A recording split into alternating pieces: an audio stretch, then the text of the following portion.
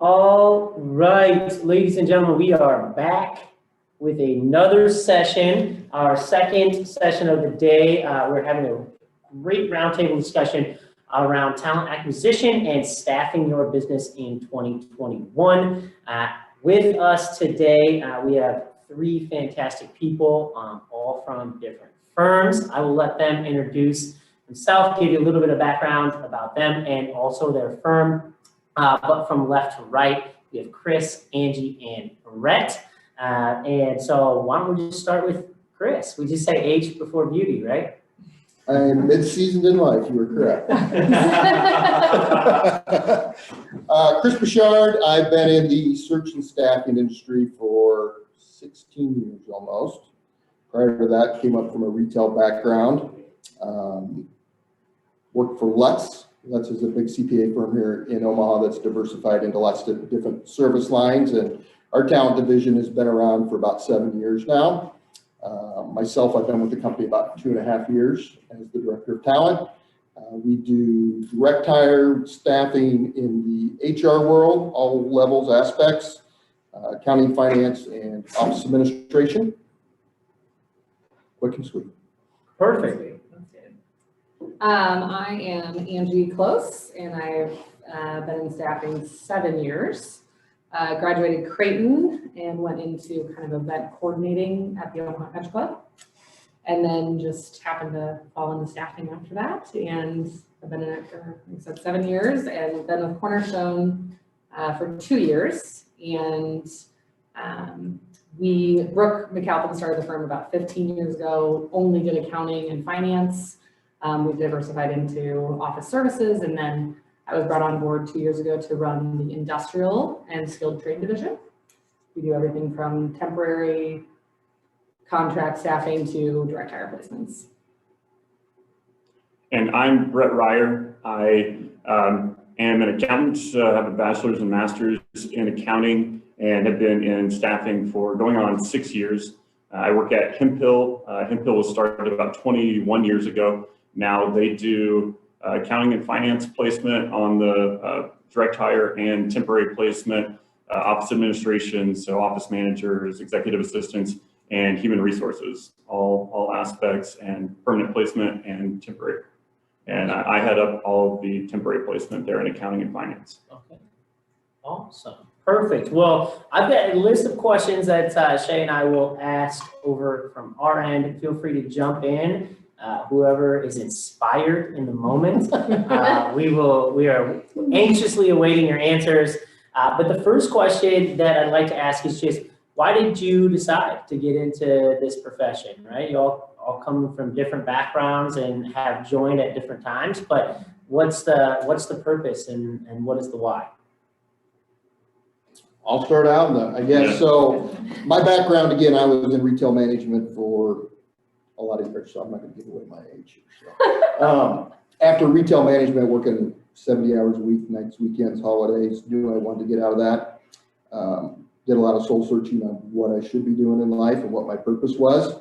And I think a lot of us figure that out in life is what's my why? Why do I do what I do? And what should I be doing to have that smile on your face every day? And as I was looking, I realized and look back, I probably hired 3,000 people throughout my retail days. And there was a part of the job that I really loved is identifying talent and building talent and making sure it was a fit both ways. So got into the staffing world through that process and just realized it's really cool to understand what a client needs to make a difference in their world, to bring the right person on that's going to help them grow. At the same time, help a candidate figure out, I've had jobs, I haven't been happy. What is it I need to do next to be successful and smile every day I go in? And if you can make that perfect fit between the two, you've got a happy client and a happy career person. And if you do that, that's pretty fulfilling. And if you do it well, you make some money doing it. So that's my why. That's how I got into it. Good.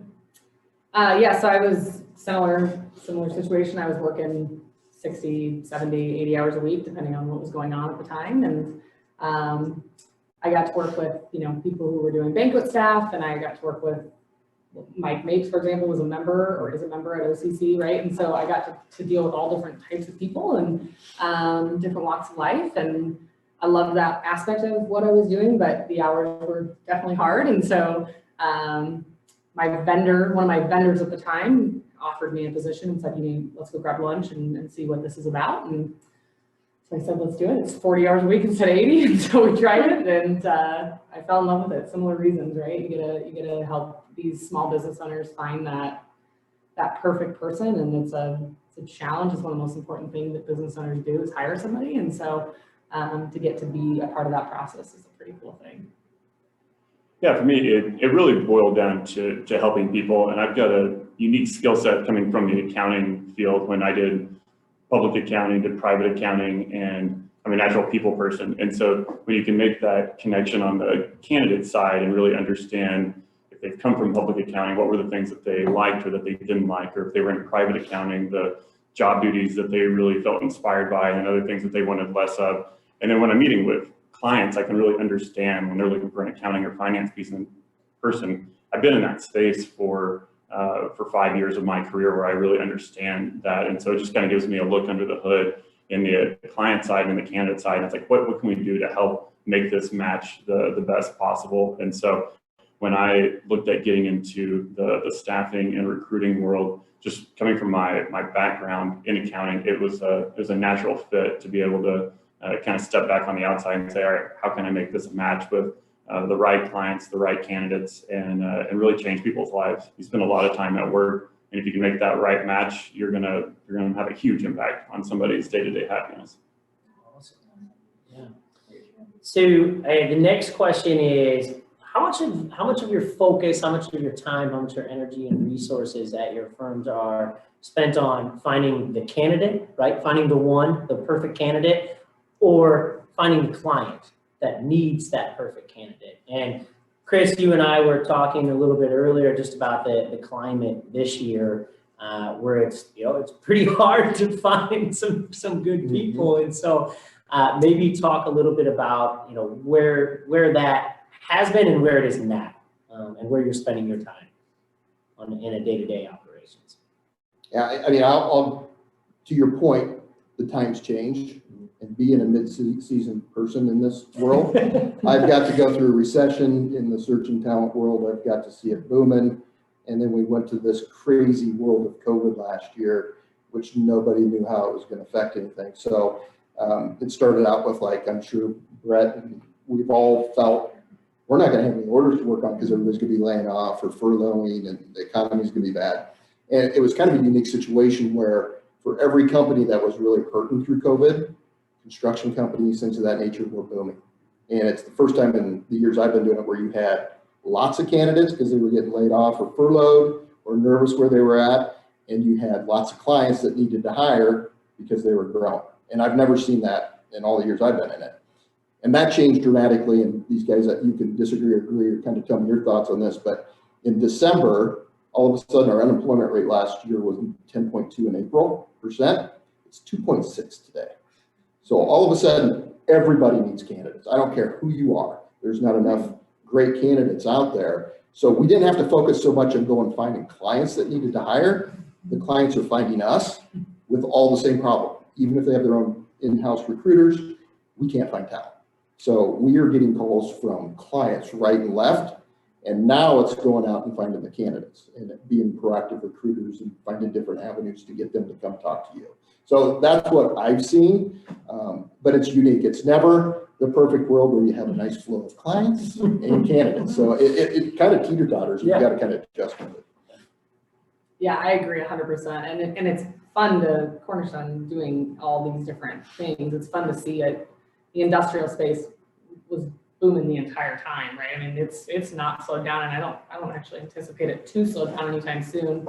Construction is insane. Lumber prices are through the roof, right? I mean, all this stuff is going like crazy, but it's also, especially industrial companies right now are having a hard time because of unemployment, extra unemployment that's been sent out, stimulus checks that's been sent out, tax refunds that are going to be coming in soon. We've got a lot of people that are between that $12 to $16 an hour range that are asking themselves, how am I possibly going to do this? Because people can make more staying at home than going to work, which is a rare thing. And so it's been fun to see though certain businesses really like grow through this, which you wouldn't have thought was happening. But in Omaha, we've seen a lot of businesses really have the best years ever in 2020, which was really cool to be a part of that. But yeah, I mean, the talent pool is insanely tight, and everywhere you go has up signs, you know. And I saw a sign the other day when I was driving through, I can't remember if it was Jimmy John's or, I think it was Jimmy John's, it might have been Schlotzsky's, but they had a sign that said, please be nice to our employees that made it to work. Because don't be upset that don't be mad at them because other people called out, type of thing. And I was like, oh my goodness, what a crazy thing that we have that posted. But it's so true, right? Like, don't punish the people that actually showed up to work because their coworkers didn't, you know? And so it's just an interesting market for sure. Yeah, I mean, we're always looking for strategic client relationships. I'm not going to go back there. We're seeing the same thing. It's a candidate type market for sure. One thing that we were able to provide to our clients during the pandemic, and this, I think it's Warren Buffett saying it's like, get greedy when other people are pulling in and pull in when other people are getting greedy. And so the layoffs that we saw in the accounting and finance realm, there was a few of our clients that did have that, or a few companies in Omaha that did have that happen. We were able to proactively reach out to some of our clients during August, May, when they were saying, well, we probably shouldn't hire anyone. We're saying, you're not going to see this talent on the market for a while. And these people, you're kind of being lobbed a softball right now to go get some really good talent that was probably not going to be looking to go on the market. And their department was downsized. They're looking for work right now. And so we're able to reach out, and our clients were able to kind of swoop in and pick up, kind of make some strategic hires on their team, knowing a business is going to pick back up. And so yeah, it's definitely a candidate type market. But that's, again, where having a relationship with someone, we can sometimes make people aware of candidates that do hit the market right at the right time. Yeah.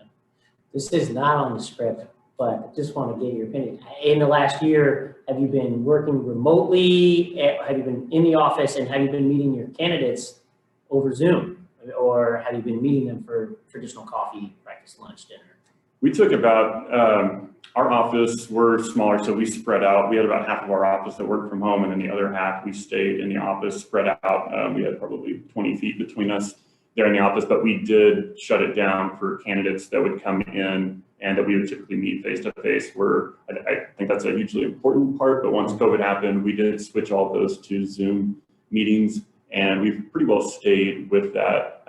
So we're all Zoom interviews with our candidates and setting up Zoom meeting with our clients. In just the last 4 to 8 weeks, we've started meeting our clients back face to face and having some when we have a client in our office to meet candidates, meet them face to face, but the vast majority has been remote. Yeah, same with us. We have an office of 12 staff, so we had the option immediately to work from home if we wanted to. I have 2 little ones at home, so I chose to stay in the office personally. But there was only about 4 of us that were in the office. Yeah, for candidates, I mean, Zoom's definitely, but first of the year, we started opening it back up to people to come into the office. I think that's just an important thing for people to get to have that service, from our clients to get that service. But every company was different in what their expectations of us was. And that whole difference, I think, yes, and yes to all yours. We did some of each. Yeah. Some from home, some in, the clients that were comfortable doing it per protocol and how many people you could have in an office and social distancing. Some people were still comfortable doing it. So we've been really flexible with that, but it is going to change our worlds going forward. Most of us probably always did face-to-face interviews, and we've learned how to do it through Zooms or Teams or WebEx or whatever it is, which you can still do it that way. Yeah. But there's still nothing like a face-to-face. At least, I feel that way when you're in the people business and the people person. You can sit across the table and really read somebody and stuff. But our office is we're still flexible. We'll probably have a plan going forward long-term of so many people being in the office. You can have so many days working from home, but it's whatever everybody's kind of comfortable with and productive yet. Can I ask a question that came up? Yeah. Okay, so as you guys were talking, I thought of something I read maybe a couple, 2 or 3 months ago about something called people sheltering in job, and how you're talking about how the candidate market is really tight right now. And the article is talking about how people are sheltering in job, like that they're not wanting to leave their job because they're kind of just seeing how the market's going. Are you finding that when you're trying to, I know you guys have long-term relationships with a lot of people, which is great, but I guess first part of that question is, do you ever actively recruit people beyond like just the people that you already know and can think of off the top of your head? And then are you finding that those people that when you reach out and try to recruit them, that they're sheltering in job, or it's like harder to get them to make a move right now because of the climate? I mean, we have one person on our staff that is not allowed to look at a resume that is proactively recruiting candidates that are working. And that's a challenge. To your point, that sheltered part, if somebody's in a role and they know it's stable right now and they're seeing the COVID world's not solved, we have a new president, we don't know what's all going to change in the economy, it is hard to figure out and get them to talk to you whether they want to make a move. But digging into finding out, their true happiness level on a 1 to 10 scale, and if it's not high, figuring out where's your hardware, what's missing, what do you need, and then talking through that with them and then encouraging them. There are some great companies that are stable, that are hiring. You can make a really good move, but it takes a talent to do that. And some people are really good at getting people to talk to them and doing it in a great way where it's about, hey, we want to do what's best for you, and really get that clear picture. And Yeah. And it is a challenge, but I would say out of our direct hire roles, we placed almost 50% of them now are through recruited candidates, because you can write an ad, only a few people are going to apply. A lot of the people applying are unemployment, so they have to apply to get their unemployment.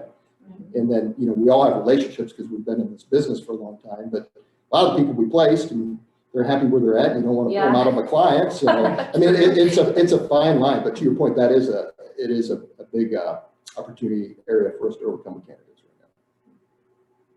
Yeah, I just think it's the whole, and I think you touched on it, is why were you open to this conversation with me? Because you can be very happy in your job, but maybe you're ready for a promotion and that company doesn't have that opportunity for you. Or maybe you want to be able to work from home and you don't have that ability currently. Or maybe you want to be in the office and your company is saying you have to work from home. We've actually seen that. Like, there's quite a few people that are saying, hey, I actually don't want to work from home. I feel alienated working from home. I want to be in an office space. Okay, well, if your company's not offering that, then maybe you make a move. Even though you're very happy in your company, there's always something that can get a candidate to at least go to an interview or have a conversation. That's what I always tell people, what's the harm in a conversation, right? Yeah. There's no harm in that. So, but yeah, active recruiting, I think, is pretty much the only way of finding people for the most part right now. Yeah, and similar on the active recruiting that we do, but to the question about kind of sheltering, we saw a lot of that. That was probably the number one reason that people were not interested in making a move during 2020. I'd say there's been a big shift ever since that, at the start of the year. People, I think, feel just companies are opening up more, the economy is opening up more, that now it's like, hey, number one is, do I feel comfortable taking a new job in kind of the COVID field? That's now probably dropped down to the number 3 question. It's now like, am I up for promotion? Is my pay in line with where it should be in the market? And so it's starting to kind of fall down the wish list. But there for a while, there was several months that nobody wanted to be that kind of first in, first out, kind of the last employee hired, and then if they need to make a downsize or something like that. So that question has become less frequent now, which has been good. Okay, that's good. So at what point, from a client perspective or a candidate perspective, at what point do they get in touch with you, right? Or at what point do they start looking, actively seeking for a job or for a placement, right? I mean, I can go out, we have open positions here at the Alliance Group, and we could just post something in the World Herald or post it on LinkedIn or on Indeed. So why use your services, and at what point does that start to happen? I'll hop in first. I mean, Give me the sales pitch, Brad. I want to know. I want to know why. No, I'm just kidding. I'll give it real world and probably what it should be. And in the real world, it's always way too late in the process. Is when a client, let's just focus on that for a minute, when they reach out to us. I sometimes think about it like the first time that you talk to a CPA is after you got an IRS notice in the mail, or the first time you reach out to your doctors when you've had a heart chest pain for a couple of weeks. But a lot of the times when a company first reaches out to us, in their mind, they've exhausted every other resource. They've posted it themselves. They've done internal referrals. the work in the position started to kind of hit the floor, and they're like, all right, what's last case scenario? What's the last option that we have? And they reach out to us. And, we want to help everybody, and we'll do everything that we can, but that's so far in the process that's not the ideal time. When it should be is, just like any of those other services, have a relationship with a search firm, with a recruiter, that you want to get to know your business, just like an insurance, do an annual review of what hires do you need in the future, what are you anticipating coming up, and you can really do a strategic plan that kind of helps everybody have the best case scenario of finding talent. A lot of times employers hop in. If you guys have a need right now, you're jumping in the job market and looking for maybe a week or two, saying, all right, we need this position, and we're going to see who applies to it in the next week or two, and then we're going to jump back out. But we have relationships. We've been meeting candidates for years and years, and we could say, hey, we've met this person that said they've been looking for this type of a role that we met 2 years ago, but they said only call them if we see a position exactly like this. And that person isn't looking on Indeed every day or looking on LinkedIn every day. And so those relationships that we've built really help make that match. And it's somebody that would not normally apply. And that kind of goes back to the recruiting that we talked about earlier. But I'll kind of pause on that side, let you guys. Yeah, and I think like you said, go post in the Omaha World Herald and go post on Indeed or whatever it may be. Number one, who's going to be reviewing those resumes, and are they qualified to review those resumes? The second question is, how much did those cost you, and how much time? You're not guaranteed anything from that, right? So, I mean, yeah, obviously it'd be nice if a client would call you in advance, right? I mean, that's the hope that when you have relationships, but if it's a new relationship and they're trying you for the first time, maybe they got a referral from another client, or a candidate had a great experience with a certain recruiter. I mean, especially for small businesses, I tell them all the time, what's your time worth, right? I mean, it's if the owner is the person going through this, is your time worth what a recruiter would cost you? And you only pay a recruiter if they find you someone. So I think the big thing there is that, it's all about money. It comes down to dollars, right? And it's got to make sense for you from that perspective. From a candidate perspective, I think that, again, right now, what's the harm in a conversation? And relationships matter, especially in the Omaha space. And so, when someone reaches out to you, you might not be interested now, but I mean, there's very, very rarely a time that someone tells me to, pound sand. It's more, hey, thanks for reaching out. I'm actually really happy in my job right now. And then the conversation can continue, or it doesn't have to, right? But candidates actually are typically telling you about what their dream job is. And that's something that you, as a recruiter, are keeping on file for when that comes available, right? And so sometimes marketing them out, things like that. But I think it comes down to the money at the end of the day for clients. Yeah, I think similar to what both they're saying, relationships are huge. And in a market with 2.6 unemployment rate, people apply, and we all know that you get a diamond in the rough once in a while that fits the need. Same on your own when you run an ad. You got to use all your avenues, keep doing that on your own. Reach out to a recruiting firm. They're going to have a database, to Brett's point, of candidates that may fit the need. We've got recruiters that are going to proactively go look. So you're using yourself, we're using our methodology, and by that, you're going to have a comparison of the best candidates you can have, and to make that ultimate decision. And you said it, it's contingent. The only way they pay, it's not always contingent. There's retainers and containers on higher level roles, but most roles, it's a contingent basis. The only time they pay a fee to a firm is when they hire somebody from them. And then on the candidate side, candidates can go out and try to do a job search. If they had a job for 7 years, it's completely different trying to find a career than it was 7 years ago. And where a recruiter, staffing agency, search firm can help them, they're going to coach them. We're consultants and coaches to both clients and candidates all the time on here's how the market looks today. Here's avenues you need to look. We can help them maybe brush up their LinkedIn profiles, their resumes, and give them guidance through the process. We're not going to place every one of them, but a lot of them we can help even on their own. So there's a good reason for a candidate not just to sit on an island by themselves, but can get involved in a firm. And there's no cost to a candidate. So, I mean, it's a kind of a win-win situation, and we all have different niches and work with different companies. So it's a good idea for them to get involved. Yeah. We've got a few questions, a couple questions in the Q&A here. The first one from Michelle. Just what is the ideal size or number of employees that would be ideal for your firms to work with, right? So is it a small business that has 10 employees? Is it a mid-sized business that has 200? What does that typically look like for you? Everybody, anybody. I mean, the reality is that even a large firm that has 4 recruiters on staff and 2 HR professionals, I mean, it is hard to find talent right now. And if you have, in a large firm, if you have 50 openings, how much can those 4 recruiters do on their own? Maybe there's more of a niche position that you really want a recruiting firm to come in and like eagle eye for you. And then companies that don't have HR professionals. I work with a company as small as 5 that, that's their best option. They don't want to hire an HR professional for it. So they outsource it to us, and they outsource other HR things to us, right? And so I don't know that there's an ideal size for us personally or for me personally, but I think all companies can benefit from staffing. It just depends on what the needs are.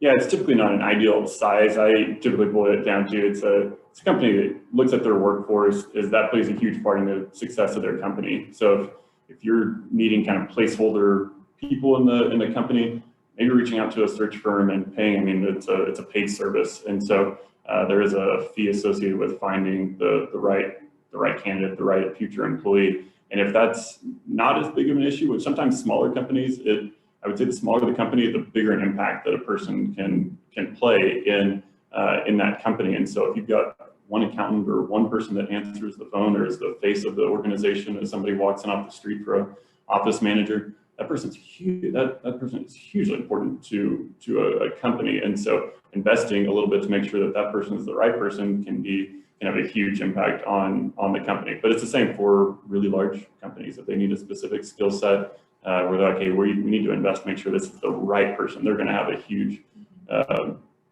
bottom line impact, then it makes sense to utilize a firm.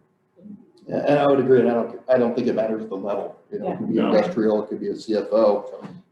It doesn't matter on the size of the company. And again, I think we all build relationships with certain clients, and once you get to know that client inside and out, their culture, you fill a couple positions. It doesn't matter the size. It's you have that understanding of that partnership. So, yeah. Right. Another question from Jeff here. Do you have any insights on how talent acquisition is going for the construction industry? We're really struggling to find talent, period, let alone highly sought after talent. He also apologized for the misspelling in the chat. So he said he can't type this morning. So that's okay, Jeff. Neither can I. Jeff, I feel you, brother. I hear you loud and clear. I will say, from an encouraging factor, we're seeing more and more companies investing in training programs. We used to say, oh, go grab kids right out of community college, or go grab kids that want to work with their hands and work in the trades. It's just hard right now. The reality is that there's just a lot of people looking for talent, especially in the construction industry. Big ways to differentiate yourself, obviously thinking about referrals, thinking about like within your own staff getting referrals for people, and paying out some sort of incentive for that. But yeah, I mean, anything less than 18 an hour we're seeing right now is very difficult to fill. So I'm sorry, I don't have a lot of insight right now. It's just a tough market. So any way you can differentiate yourself, I think is huge. One of the things that we helped a couple of companies hire is a new talent acquisition person for their firm that is going out and building those relationships with the trade schools, colleges, the training program, like you said. So a lot of companies are adding that piece to try to retain the talent they're getting, but also to help them find new talent too. So it's another avenue to go, is to add maybe a person that can save you a lot of time and really just focus on that, plus use outside firms. You got to use every avenue you can right now. So. Yeah. Probably the only thing I have to add is when they reach out to a firm, especially if they have some knowledge of that industry, make sure that individuals are at the right pay rate, because when there is such a tight market, you get one construction company maybe reaching out to others to recruit them, and if they're paying $18 an hour and they're willing to pay 20, well, those people are going to start moving around. And so if you don't have that knowledge or have that information, at least having an understanding of where are those pay levels, if it's $18 an hour, make sure that so you can pay $18.50 or something like that, so that you're at least retaining the employees that you have. You may not be able to hire a bunch of new ones, but if you're losing some out the back door, then that can be just as bad. So getting that information from a recruiter can be really important. Yeah. So another question that kind of goes along with where they were kind of asking more specific, but small businesses, I think, have a lot of times where they're looking for part-time people because it's seeing where maybe they're not at the level, they're not big enough to have a full-time person. And I've always found finding part-time people is so much harder than finding a full-time person. How do you have any tips or anything like that of where to find part-time people besides like the schools, like college job boards and things like that? Are there any other tips that you have that's worked well for finding part-timers? Yeah, I mean, we go a lot with people that took early retirement or retired. You know, we're all built in this room, I'll guarantee you, we're all go-getters and we're gonna have a hard time retiring someday because we don't know how to sit still. Yeah. And when people retire, they think, hey, I'm gonna be able to go golfing 40 hours a week or fishing, and you can't. They need something to challenge them. And so we find a lot of those people are willing to do the part-time roles and usually get a lot of experience and dependability and things of that nature with those folks. So it's building out kind of a bench of those people that can help you out. And, you know, maybe they'll work part-time I put one person out that was going to do it for 2 years. It's been 10 years with the company now. Nice. And it just loves it. And it's usually part-time's flexible both ways. Uh-huh. You know, the hours can be flexible, so it works out for somebody like that. So that's one avenue we've used. Yeah, we keep it's a specific coding category for part-time, people that are open to part-time. And one avenue is the retirees. Another avenue is we'll have a lot of candidates that decide to stay at home full-time with their kids. And that's usually the beginning couple of years. And they'll say, hey, if you run across a position that, you know, they're accountants or they're in finance or they're an office administrative professional that like, hey, this relationship isn't over. Call me here in 3-4 years. And these are relationships that we've had with people for 20 years that we can say, how's Joey doing? They're getting into preschool or they're in first grade now. And so now they're dropping the kids off and they love something that was between 9 and 3 each day. But that's a relationship that we may have built 4 years ago, and just kind of keeping a database of those individuals. So it's, again, tough to kind of jump in and find a part-time person really quick and jump out in the marketplace. But having those relationships long-term is probably the best advice I would have. I think too, if you add to that too, with the world we live in today, if you can get them a computer and they can do it from home, yeah, a lot more people are willing to do that, work from home, part-time with kids and stuff, and it's flexible hours. So we live in a different world, and we all had to learn to work from home, and we're all set up with computers. So if companies are open to that and know that these people can do that, I think that's another great way to plan these people. Absolutely. And I would just say, like, from an employer's perspective, they need to be flexible. I think you alluded to that a couple times, but, you know, if you find a stay-at-home mom or dad that I have to drop off, I have to pick up, but this person, I won't take a lunch. I don't want to take a lunch break. I just want to work 9 to 2 and then head out. Part-time needs to be flexible for both the employee and the employer, right? And so that's something I think a lot of employers are like, well, I need someone here at 8 o'clock because they have to start answering phones at 8 and they can leave by noon. Well, that doesn't always work for people, right? So making sure that you have a true understanding of what your client needs, I think, is also helpful with it, because if employers show they're flexible with the part-time, it's a lot easier to find somebody. Yeah. Awesome. Are there specific job opportunities that come up frequently and you're like, oh, we have to place this again? Like whether it be with the same client or it's this similar type of role that you're seeing just over and over again, that people are shuffling in and out of? I think it's going to be different for all of us. Yeah. I want to speak for these guys. It does go in waves. Mm-hmm. So I can think when we went through the recession and companies were struggling and their vendors weren't getting them paid, we had an abundance of a need for collections people. Yeah. Everybody needed to hire somebody to do collections calls for them. Yeah. And then when times are really good, that need's not there. So it could be for an AP person, or it kind of goes in cycles, in at least the niches that we're in. Right now, it's all of Mhm. them. It really is, but it does go in niches on, it kind of is a telltale sign of the economy. So, Yeah. so for us.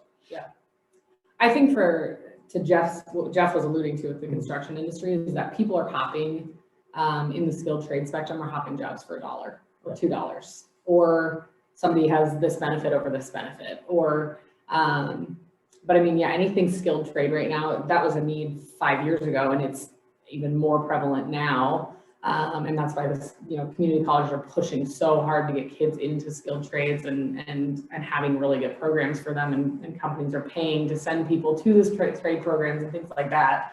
But I mean, yeah, we see it across the board at Cornerstone in accounting and office services, but I always think mine's the hardest, industrial is the hardest, so. But yeah, maintenance technicians, anything skilled is going to be a hard thing to find, because they're willing to jump for a couple dollars. Yeah. I think what we've seen, it's been specific to accounting. That's what we place the most at Hemp Hill. I'm an accountant, so hopefully I can say this joke, but it's like you need people in good times and bad to tell you how much money you're making, how much money that you're losing. And during good times, they're expanding and there's more regulation, different things. When we saw during the PPP, it's additional, yet all the normal month-end requirements and filing SEC paperwork and different things like that, depending on the size of the company. But now they've got additional work they've got to do. And so that was just another need to bring in more accountants. And it's if you've got kids going into a specific profession, it's like, get your accounting degree. There's a lot of different opportunities in there, but we fill a tremendous amount. Just if there's a 3 to 5 year accounting experience person that's looking to make a change, we can set them up with a variety of opportunities really, really fast. And that hasn't slowed down hardly at all. Yeah. What are some of the hot topic questions that people are asking? Is it salary, benefits, PTO, or is it still those similar? Or is it, hey, can I work from home? Can I go into the office? What is something right now that is more prevalent from a candidate's perspective that you're seeing just being asked over and over again? I would say we've had all the different age groups. We've had millennials, we've had everything. We're going into the Gen Zers now, and I think pay's always important, but that's always going to be important. Your benefits, companies seem to be tweaking them a little bit and trying to get them better, but it's the intangible things that people are looking for. The work-life balance, and that's such a cliche term. It's different to everybody, but everybody's looking for a better work-life balance. What's your flexibility from working from home and at work? Do we have that? And people are used to that once they got to do it. It takes 30 minutes to drive to work. If you can work from home, that's 30 minutes you can spend with your kids. So I think those are the things that I'm hearing people ask. Why should I make a move? And if I'm looking to make a move, these are the things that are important to me. And those are the things we're kind of hearing that they want, is that flexibility, the work from home, the culture. The incoming younger generation are looking for good mentors and leaders and trainers that are going to build them up to get to the next step. So it's more about the cultural aspects of a company, I guess, is what they're looking for to make a change and seeing those differences that one company offers versus the next. Awesome. Yeah, I think culture is huge, and I don't know that that's a industry specific thing. I think that's across the board. People want to see that the culture is a good fit for them. And so as a recruiter, I think it's our jobs to make sure that we're placing people that are good fits with our client too. But even in a warehouse, the internet has drastically changed things for everyone, right? Reviews are on there like crazy. Yeah. Someone says, hey, this warehouse has this has this construction company has these reviews. Why would I go work for them? And people tend to only write bad things, not good things, right? That's just how life is. And so knowing those types of things and being able to answer like, hey, what's the tenure at that company? Or, why is this position open? That's a big one we get. It's, why is someone not there currently? Did they leave for a better opportunity? Did they retire? Did they get fired? All that stuff. I think people want to know the whole story, which is relatively new for me at least. But. Yeah, in addition to those, what you mentioned last is the COVID landscape of whether it's in the office, is it a hybrid, is it still working remote? And you saw there in March, everybody went to working from home, and offices, you got computer setups, and everybody went to that landscape. And as we've started to get back to normal, how companies have handled that has been very, very unique. Some companies are saying, hey, we're going 100% back into the office. Some are giving people the opportunity for a hybrid, and then some are staying remote. And how people have handled that, it's been all individual. I think you mentioned some people, if you're a people person and you're a guy that had just graduated from college sitting at home, you want to get back into the office. You want to find a mentor. You want to be around your colleagues. If you got used to being around with your kids and enjoyed that, then working from home. But we've had a lot of candidates calling us saying, whatever situation that they're in, they didn't like how it was handled, and they're looking, if they had a remote position that their company is going back into the office, they're saying, do you have any positions that are continuing to be fully remote? I want to stay in that capacity. And we've got some candidates that their companies are staying fully remote, and they're saying, do you have any companies that are going back in the office? I want to find that. And so a lot of the questions that we're getting from candidates are really about how companies are handling the COVID transition back into, I guess what we would say is normal. Michelle has another question here in the Q&A. How do you balance employees' pay that have been long-term with what you have to pay them to start as a new employee or hire them to retain current ones? I think, it depends on the company. Each company's going to handle it differently. A lot of them, if you have to bring talent in at almost the same level as a well-seasoned person that's been with you for a while, you're going to have to do price adjustments, and it's a hit to do that across the board, but you almost have to do it. So, each company handles it a little bit different, but that would be the way I see most companies handle that. Yeah. And I would say too, thinking about yes, that might be a hit to have to pay that person more, but the reality is, what's the cost of the turnover if that person were to leave? And I think if you put pen to paper, it typically is going to be worth the pay increase. Now, if it's not, then, sometimes that's just where you're at. But I think realizing if that person is a crucial part of your business, which especially in smaller businesses, I know that typically is, giving someone a pay increase and making sure they understand that it's based on their merit, and, doing that and not telling them you're getting it because my new employee is getting it or whatever, I think can be really beneficial. And that's where the conversations with recruiting firm that we're out in the market just makes so much sense, because you can either find out about that difference in pay from us when we say, hey, Sue's been there for 10 years. This is kind of what we're seeing for a pay.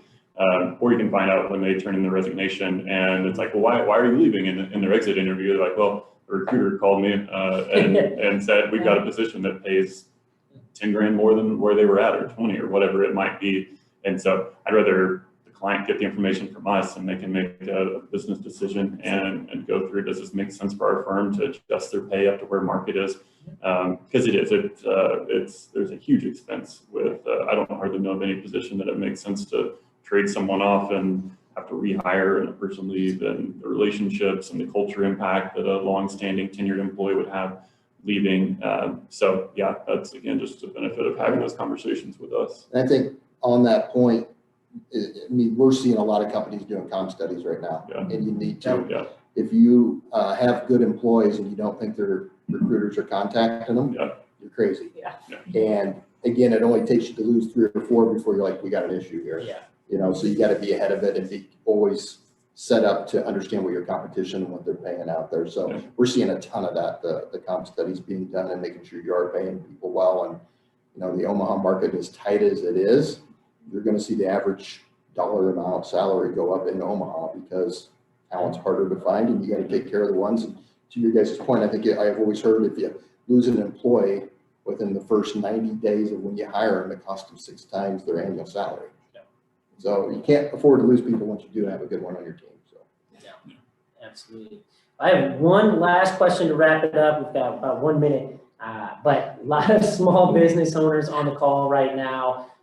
Why should they look at using your firm to hire employees?